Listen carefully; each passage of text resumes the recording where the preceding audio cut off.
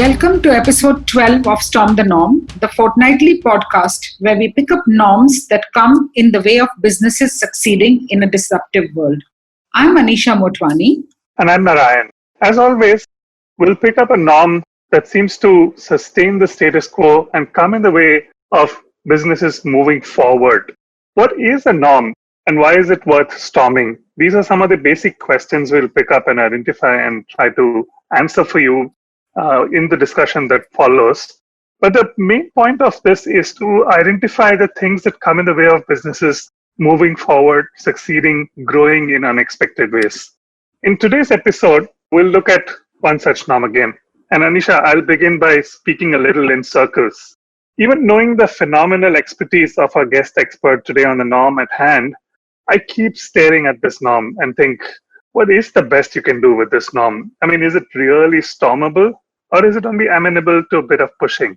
Narayan, that's not speaking in circles. That's actually speaking in riddles for me. Sorry, Anisha, I couldn't help it. Okay, let me spit out the norm. Okay, I know we've articulated in a couple of ways. The norm is that supply chains are purpose built for an individual's or for an individual business's needs and therefore inflexible. In other words, supply chains are built with full-time cost for part-time use. And here I go again. I'm staring at this norm once more and thinking, what exactly is wrong with that? If a system is built to suit an individual business's needs, that seems logical and right.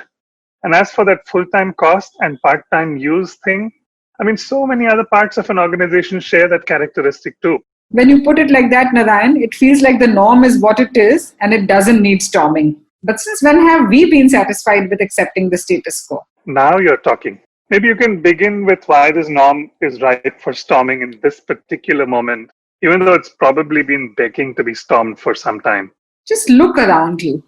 Every company and every consultancy is talking about how D2C or the direct-to-consumer model will take precedence over all existing distribution models. And this is not just in the realm of physical goods, but also in services and even experiences to some extent. But that's such a vast topic that maybe it merits another full episode.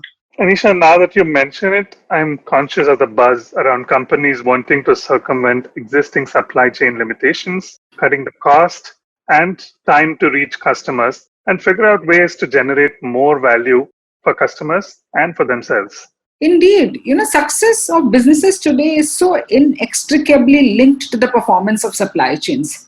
Supply chains are like the backbone or the spine of any business. So it's not surprising that every sector from FMCG to insurance and not just the e-commerce marketplaces are looking to evolve to this next new normal. Thinking about it now, I can see how capacity utilization, time and cost efficiency, safety and compliance, I can see these are some of the parameters along with improvements to the supply chain have been possible. Are you saying there's a lot more to it? Yeah, that's exactly what I'm saying, Narayan. Why have companies stayed with these fixed notions for so long? Why should supply chains be built only for limited purpose of in-house use? Why should they be so rigid and inflexible? Why should their costs be full-time? Why should their use only be part-time? We've seen the shared economy disrupting so many different categories, and we've seen the principles of the shared economy create new age logistics companies. How then can companies storm their supply chains without outsourcing it to logistics marketplaces? You ask the tough questions as always, Anisha. And I believe we have just the right person to not just answer them, but to storm this norm and how. I think you'd agree this seems like the right moment to introduce our guest expert for the day, Mr. S. Shivakumar. Shiv is the group head of agri and IT businesses of ITC. A 30-year veteran in the company, Shiv is a norm stormer in many ways, and among his many path-breaking achievements is guiding the creation and evolution of ITC's benchmark-setting e-Chopal. So Shiv, once again, thank you so much for being here on the podcast with us. Welcome, Shiv. It's a pleasure to have you with us. Equally, a pleasure is mine. Looking forward to the conversation. And the norm we wanted to pick your brains on is to do with how supply chains are built for part-time use, but actually have full-time cost implications, right? So, if I may say, supply chains are purpose-built and inflexible. That seems to be a norm for the most part. And we wanted to start off by first getting your take on the norm and then seeing how we could possibly storm that. Great. I think it's a interesting name you have for the platform, Storm the Norm.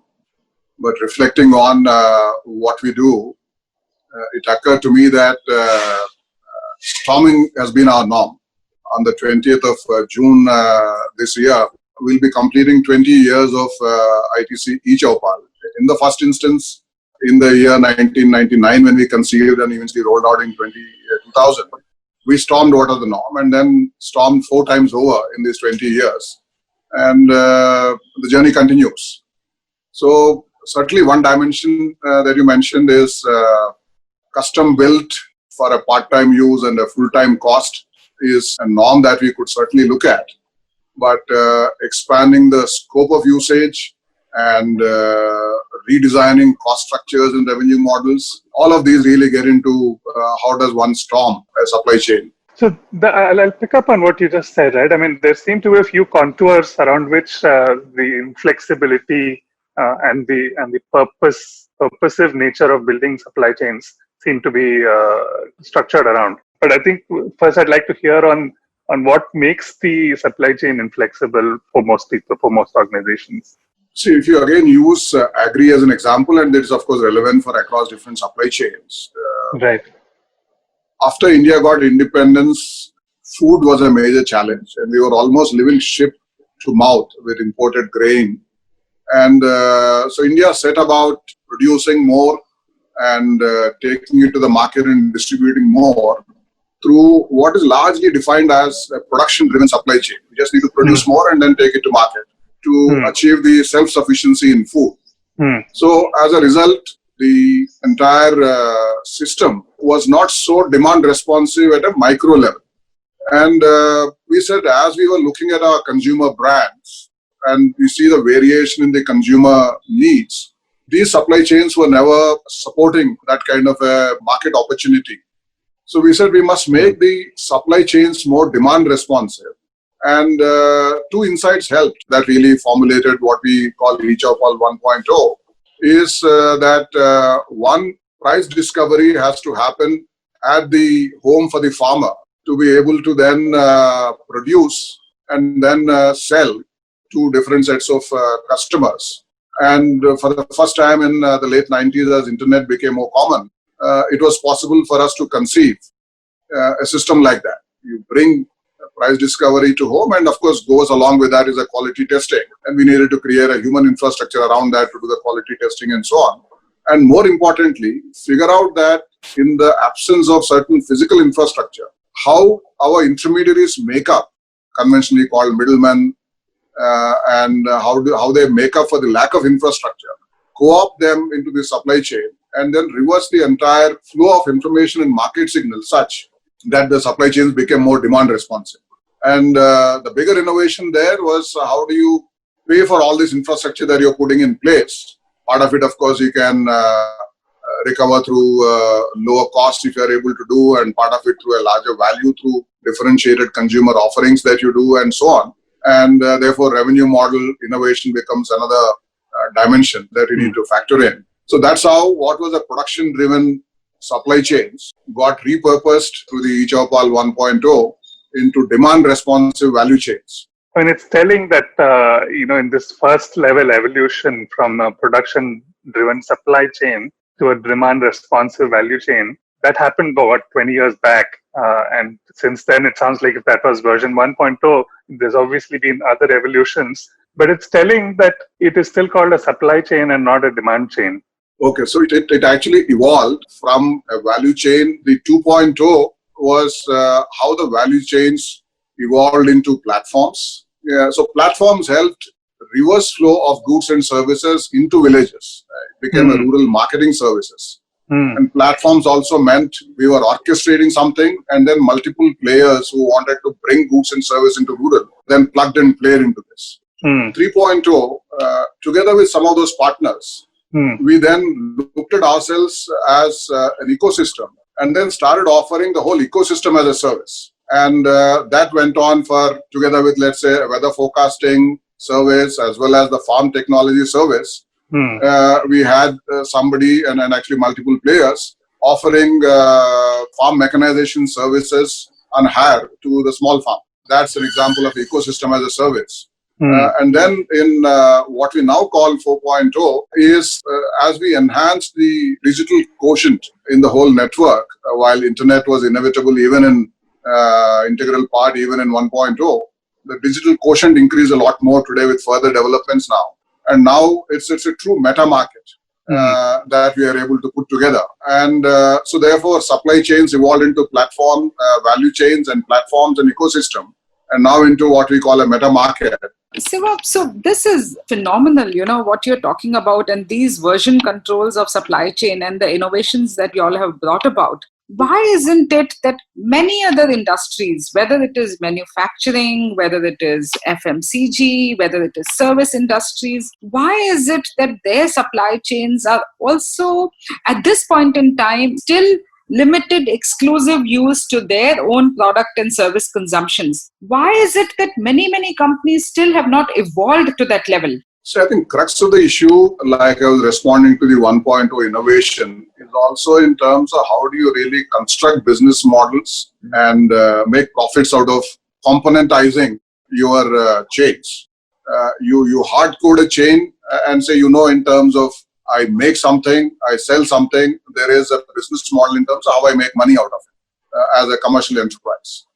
And so that's where it stops typically. If you say that I open up, then how do I make money out of it? What is the right method of charging? And a bigger challenge which also comes out of doing it is how I actually re-optimize the resources. Especially if some of those resources are third-party resources who take their own calls on what is of a higher priority to them. If we went towards, say, for example, the 2.0 example, when we converted this into a platform, we were obviously bringing various products and services into rural markets. And each of our Sanchalaks, who are the local human capital in the village, who are providing access to the digital infrastructure that we had created there, are their own volition micro entrepreneurs.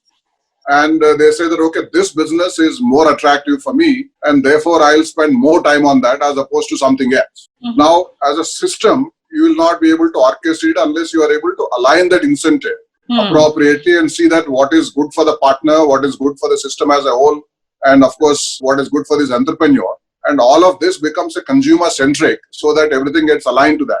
So componentizing your network to be able to do all this requires a lot of innovation. Otherwise, you can, of course, control. Another great example of platformizing, but retaining everything in some sense inside, is ITC's own trade marketing and distribution system, been built over decades and optimized for cigarettes. But as ITC looked at this as a platform and said that here is an opportunity for us to leverage those kind of capabilities, every component of what is in the system, and make it available as a highway to move various other categories in the first instance of at least the FMCG products, whether it is foods and several categories within that, staples like atta to the high-end like the chocolates, or even the frozen in terms of how the whole business gets managed there, are a personal care, are education and stationery products, are the matches and agarbattis. So it's actually servicing multiple businesses, but inside ITC Group. So there is a limited level of control on how the revenue models are redesigned for something like that. So I think that innovation to leverage on what we can support as a componentization from the architecture point of view. Componentization not necessarily just as the IT part of it, but even the entire physical piece in terms of how is a salesperson's time divided, how is the retailer's attention grabbed, what level of salience you give in different sub-channels. All of these need to get componentized and must continuously get orchestrated, and then you figure out a way as to how is it a proposition to the consumer in the end, and then how do I ensure that I make money out of all of this. I think that becomes a major challenge of innovation, to be able to storm this thing of saying that how do I repurpose or multi-purpose whatever that I have built. How did you overcome these challenges? The whole organization design we have redone and made it what we call the community-centric innovation. So if I may recap, the components or the factors that can help storm this norm of having supply chains be only purpose built and inflexible, you started off by saying move from being production driven to more demand responsive.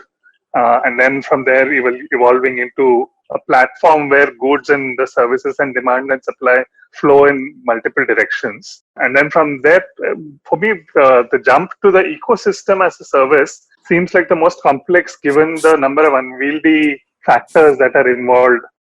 How do you get to that ecosystem as a service? You need to create that platform and then evolve into an ecosystem with a few partners and create ground rules of how the risks and rewards get shared on this. Because I make an investment now, if I get a return 5 years later, there are certain type of people who will be willing to do it, who should get a larger share of the value that is getting created. So many of these governance issues need to get sorted out before you transform your supply chains into meta markets. You obviously need a central platform orchestrator. And thereafter, it is not as much as a purpose built, but you say you create a platform and an ecosystem on which you are platformizing problems and opportunities and an iterative solutioning by all the partners who are doing it together. So this is, of course, a very software-centric concept, but as transposed into a hybrid or what we call a physical model of there is a lot of physical chains which are involved, there is a lot of digital engagement. So the new platforms of intelligence in 4.0 really is that it's a data. So we converted what was conventionally a last mile into the first mile by having this data of the consumers and then sharing with the rest of the network for them to personalize their offers. So that's the configuration of the meta market or an ecosystem. I think we really got more than we Happy to do that. And thanks a lot. It was an engaging conversation. Thank you. Bye. Anisha, I dare say that was a masterclass in storming a norm, at least for the subject at hand. Shiv's insights were so truly phenomenal, especially because they are all from first-hand experience, application, and continuous evolution. You know when a person has done it, okay, and is not just talking academically. And that's what Shiv, brought to this episode. Absolutely right. I'm trying to wrap my head around everything he said. And the need for continuous evolution was certainly one of them. But I guess the thing that stood out for me above all was that storming the supply chain norm is not a one-time project, but an always-on, organization-wide way of being that takes all kinds of stakeholders, internal, external, into account. I mean, externally, look at the gamut you have: customers, suppliers, intermediaries, marketplaces. Internally, all functions from R&D to production to finance to IT to marketing to management and across multiple SBUs. And the outcome, the focus always on the outcome, not to merely get an efficient supply chain system, but to create an iteratively better value chain. I'm going to repeat that word, value chain, that serves customers and the business today and sets benchmarks for tomorrow. Indeed, actually, Shiv was comprehensive in identifying the challenges and limitations of the norm and equally expansive in storming it. The question to my mind is, how can we take these insights and build powerful principles for others to emulate? How can any business storm their supply chain norms and succeed in the face of disruption? I'm all ears, Anisha. I mean, this is the part that excites me. What STN hacks do you have for businesses today? Well, they come from the fundamental question I posed in the beginning of this episode. And let me take it one by one. Supply chains have to become full-time use and full-time value. Okay, the days of part-time use and full-time value supply chains are gone because the inefficiencies that you build in today's balance sheets will not be able to afford those kind of inefficiencies. If you're truly about value creation for many stakeholders, you have to create a shared operating model that distributes costs so that you don't have to bear it all. You have to first begin by auditing all components of the supply chain to understand capacity utilization and the redundancies. And accordingly, whichever component of your supply chain has got a redundancy, you have to create flexibility in it by making it a plug-and-play shared model where excess and unutilized capacity can be made available either to your in-house divisions or to complementary products and services outside. So fungible, interdepartmental, interbusiness supply chains is the best way to move your supply chains from part-time use, full-time cost to full-time use, full-time value. I love how the word value keeps coming back, including with your very first hack. The next one is to, it's important that maybe some parts, and it's linked in many ways to what I said at a component level of every supply chain. Maybe not every business actually should own every part of the supply chain. You have to look at reducing your lead times by outsourcing some parts of the supply chain if there is not full utility available to have it in-house. So sometimes if you see physical supply chain processes such as warehousing and transportation are often not fast or flexible enough to cope with the large number of smaller orders that omnichannel requires. So sometimes it's prudent to consider outsourcing certain components of the supply chain like transportation, warehouse, to a network supply chain player. I love it. You don't have to do it all yourself. The third one, which is the most important part, is the organization structures. Do you have an enabling organization structure that supports fungible supply chains? And I think Shiv spoke about this when he said that when you have to make the responsibility of the supply chain only with the supply chain function of your organization, then it starts creating bottlenecks. So you have to remove operating silos from across the departments and foster cross-functional collaboration to ensure all stakeholders are aligned towards a common goal of creating and deriving more value from supply chain. You know how they say chain is only as strong as its weakest link? I think what you've just done is paraphrase this to say your supply chain is only as strong as your organizational structure is flexible. Exactly. So the minute you weave in design thinking and advanced automation in your supply chains, what you will be able to do is you will get a visibility to ensure that where is the inventory flow happening at any given point in time. Okay? Customers have never been more demanding in terms of immediacy and level of personalization they expect. And this does require the use of technology that enables visibility and ensures agility of inventory flow through the supply chain at any given point in time. And equally important is website optimization with smart use of SEO, which is search engine optimization, to ensure the right front-end strategy. And that is important to manage the rising customer expectations of not just speed, but also convenience and experience. In other words, marry just in time with just right for me. Absolutely. And the last hack for me, which has become the new age expectation, is two-way supply chains. In the e-commerce world, we see it all the time. So is your supply chain, it's a one-way supply chain from production to market and not the other way around? In the e-commerce era, it's absolutely critical to optimize your supply chain components for both delivery and reverse by use of smart data analytics. You should know who are the customers who are more amenable to returning. Do you have a kind of a flow back mechanism and using the same supply chain? So make sure that when you're planning your supply chain, it's not just one way, but it is a two-way supply chain. Wow, that's a lot to chew, but I'm going to try to quickly summarize the 5 hacks that you just elaborated on, Anisha. The first one, make your supply chain full-time use and full value. The second, this is critical. You don't have to do all of it yourself. Outsource parts of your supply chain. Third, your supply chain is only as strong as your organizational structure is flexible. The fourth, through design thinking and advanced automation, make sure you deliver just in time and just right for me. And the last, for me, this is just summing up everything so brilliantly.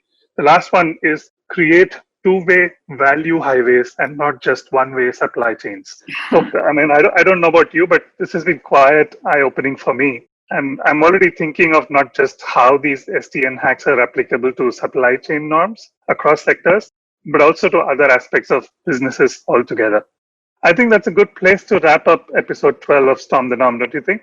Yeah, absolutely. I think we've got a good guess. We've covered a very relevant topic today, and we've given some very practical hacks to businesses to storm that norm. Well, in that case, this is Narayan. And Anisha. Signing off for now. You can catch us on Apple Podcasts and SoundCloud by just searching for Storm the Norm. We'll be back with a new episode shortly. Thank you and talk to you soon. Thank you.